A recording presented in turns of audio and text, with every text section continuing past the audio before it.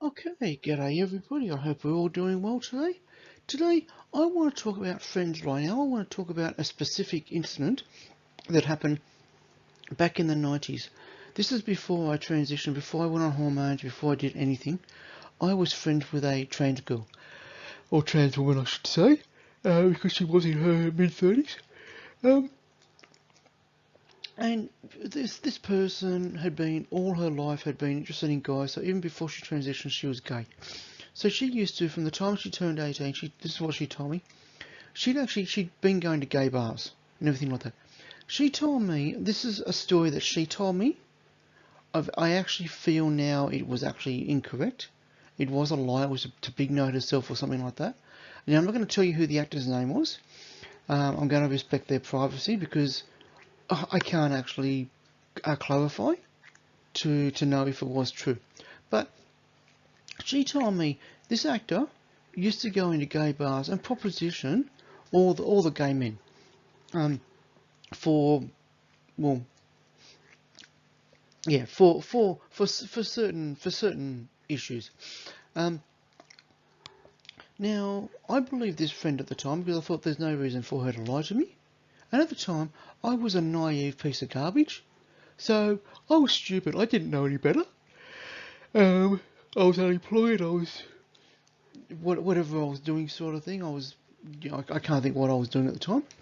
Um, Actually, no, yeah, I was unemployed. Yeah, I was. So this is, it would have been just after I moved from the country in New South Wales back to Sydney. But like, she told me these are lies, and it was about 2 or 3 years later where like our friendship ended. I can't think why it ended now. Um, I think it was because her snake tried to attack me at her house, which was living out at Western Sydney. So I actually took off and never went back. Um, don't ask me what type of snake it was because I've got no idea. All I know is it was a snake and I was scared. And I'm a snake. In Chinese zodiac, I'm a snake. Um, but like I believe what she said to me. A couple of years later, I actually saw on the TV there was a TV show where his home was actually on the show, and it was in the same suburb I was living. Now, at the time, I was living in the inner city of Sydney because of where I was working. It was a nice, easy way to get to work and all that. And I looked up and I thought, and I saw the building I was living in the background. I thought, I live in the background. I live in that building up there. And I actually started thinking, was this all true? But then I found out he was actually living with his girlfriend there. And I did research. At the time, the internet had started coming up, so I started doing research about everything.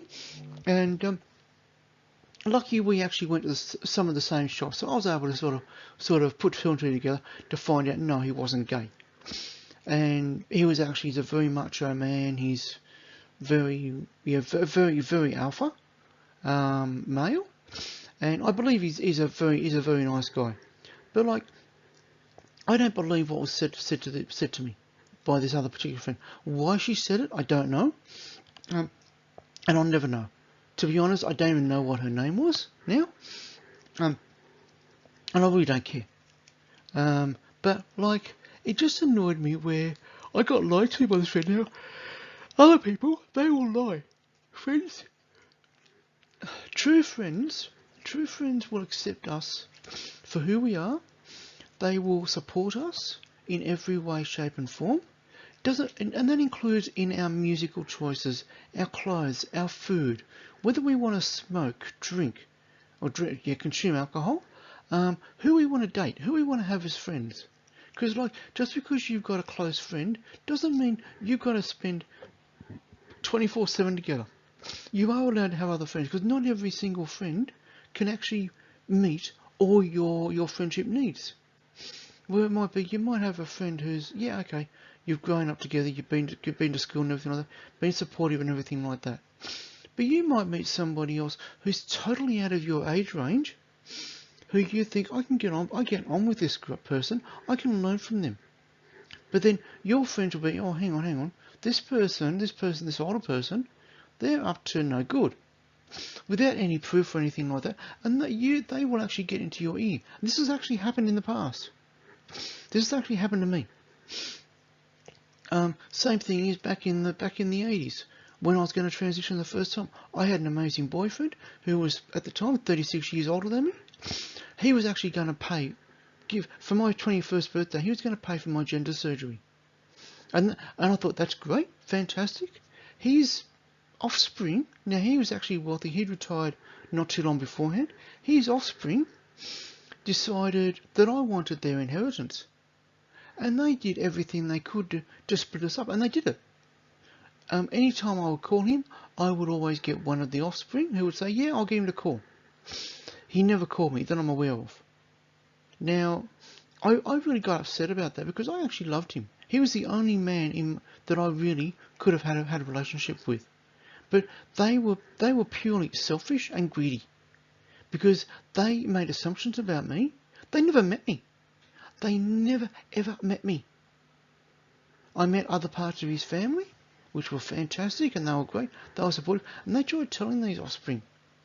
But the offspring, they had this stupid thing that was stuck in their mind. They were stubborn, and that was it. So I just want to say, so anybody who, and like if you get in and somebody tells you something, and you ask for some proof, and the person says, trust me, you know what? Don't trust them. You start running.